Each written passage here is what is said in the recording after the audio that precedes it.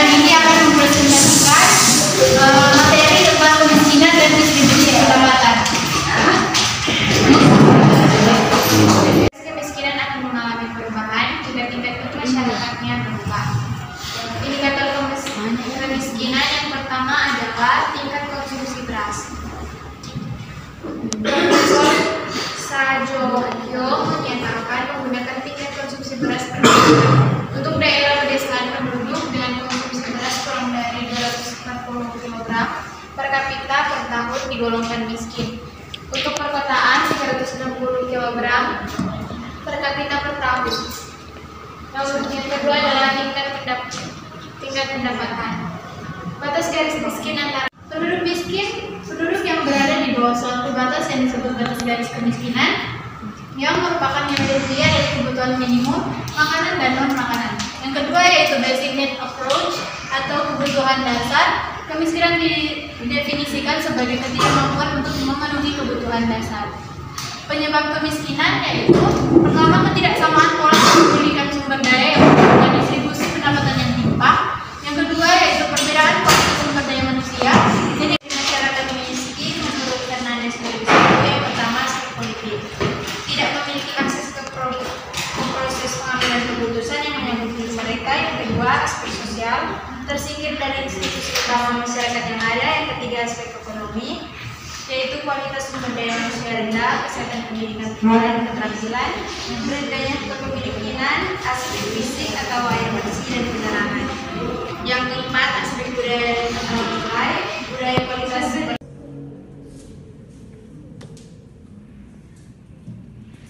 Kesempatan saya Jelika Sondak mewakili kelompok 5 yang bertanya kepada kelompok penyaji tentang ciri masyarakat miskin. Pada slide ciri masyarakat miskin menurut Fernandes 2001 ada aspek politik yang mana tidak memiliki akses ke proses pengambilan keputusan yang menyangkut hidup mereka. Jadi yang dengan adanya pengertian aspek politik ini dapat diartikan hal ini menyangkut dengan HAM, karena kan mengambil keputusan yang menyangkut hidup mereka. Dapat kita lihat dan perhatikan yang terjadi di Indonesia saat ini, ada beberapa hal yang dilakukan oleh pemerintah sehingga mengambil hak dari masyarakat itu sendiri.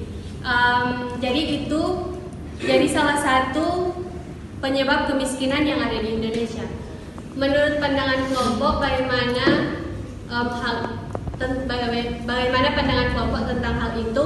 Karena menurut kami, bagaimana pemerintah bisa memberantas kemiskinan yang ada di Indonesia, sedangkan salah satu faktor yang menyebabkan kemiskinan adalah dari pemerintah itu sendiri. Dan global.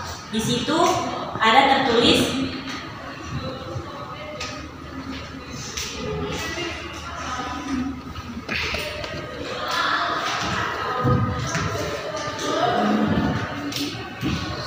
hampir setengah dari seluruh masyarakat miskin hidup di Asia Selatan.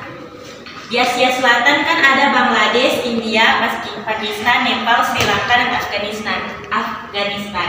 Yang menjadi pertanyaan saya, bisakah kalian menjelaskan hal apa yang menjadi penyebab utama munculnya permasalahan kemiskinan di antara salah satu negara Asia Selatan tadi? Terima kasih. Baiklah, sesi 2 ini saya Bakti Jalaribur, perwakilan dari kelompok 1 ini bertanya. Yang menjadi pertanyaan saya, salah satu manfaat penghitungan pendapatan nasional adalah untuk mengetahui struktur perekonomian negara. Bagaimana cara mengetahui struktur perekonomian negara berdasarkan sektor-sektor perekonomian yang berkontribusi terhadap pendapatan nasional? Terima kasih. Jadi kan ciri-ciri masyarakat miskin pada aspek ekonomi yaitu kualitas sumber daya manusia yang rendah di bidang pendidikan. Jadi seperti kawan-kawan tahu, banyak anak-anak yang putus sekolah mah itu deh karena dorang peniat dah. Dan dorang mindset bahwa pendidikan terlalu penting. Jadi menurut kelompok bagaimana mau mengubah dorang mindset? Nama saya Beverly itu dari kelompok 5. Dalam suatu negara pasti memiliki permasalahan ekonomi yang ada dan permasalahan itu muncul kemiskinan dan distribusi pendapatan. Bisakah kelompok memberikan contoh negara maju yang memiliki tingkat kemiskinan yang tergolong rendah dan bagaimana negara tersebut menangani kemiskinan yang terjadi di dalamnya? Kelompok 3 akan bertanya kepada kelompok yaitu mengapa kemiskinan dan ketimpangan distribusi pendapatan menjadi masalah dalam pembangunan ekonomi serta bagaimana cara mengatasi ketimpangan distribusi pendapatan tersebut. Terima kasih.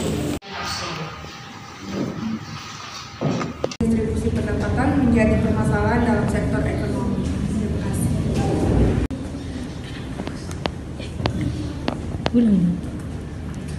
Bukan kemiskinan relatif. Di negara-negara yang ada di Asia Selatan, beberapa faktor yang menyebabkan negara-negara di Asia Selatan mengalami kemiskinan adalah karena yang pertama, kurangnya sumber daya alam di daerah tersebut dan juga perubahan iklim yang ekstrim yang menyebabkan perekonomian khususnya di bidang pertanian hancur. Selain itu juga tidak adanya pemerintah yang membuat kebijakan yang memberikan terobosan untuk membuat kebijakan yang dapat meningkatkan pertumbuhan ekonomi. Jawaban saya sendiri itu dengan pertanyaan mengapa kemiskinan dan ketimpangan distribusi pendapatan menjadi permasalahan dalam pembangunan ekonomi. Ketimpangan distribusi pendapatan menyebabkan melebarnya jurang pendapatan antara masyarakat kaya dan masyarakat miskin sehingga kemiskinan akan sulit diatasi dan akan menghambat pertumbuhan ekonomi. Ketimpangan distribusi pendapatan terjadi karena pembangunan yang lebih mengutamakan pertumbuhan daripada pemerataan. Apakah terjadi sudah?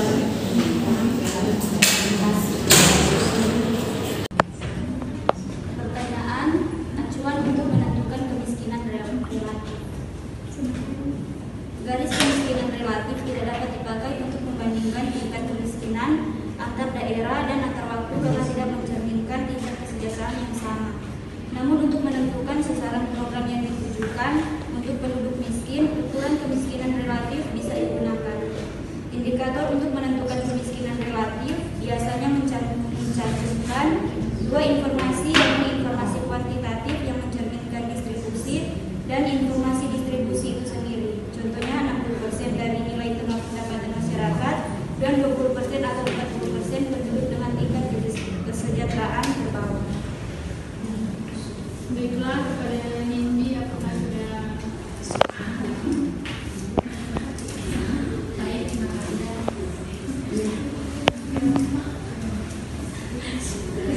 Dengan pertanyaan, jelaskan kebijakan apa yang diambil untuk mengatasi kemiskinan tersebut.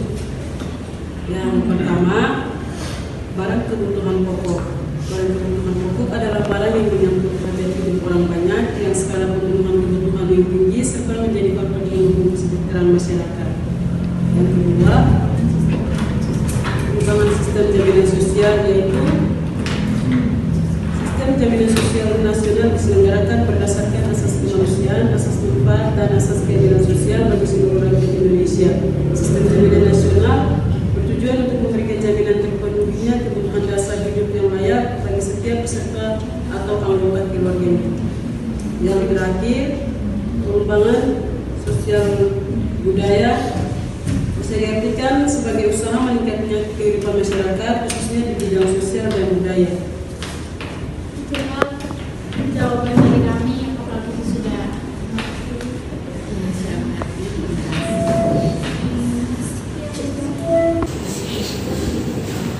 Pemerintah selalu membuat program-program penanganan kemiskinan dan sama untuk seluruh masyarakat.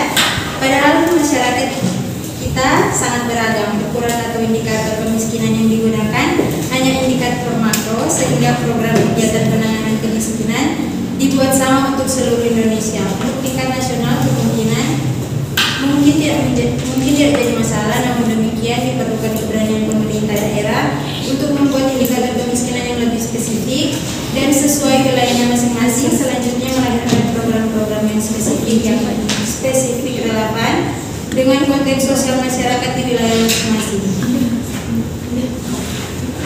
Memang tidak dipungkiri bahwa saat ini ada kasus-kasus penyelewengan yang dilakukan pemerintah dengan mengambil hak dari masyarakat.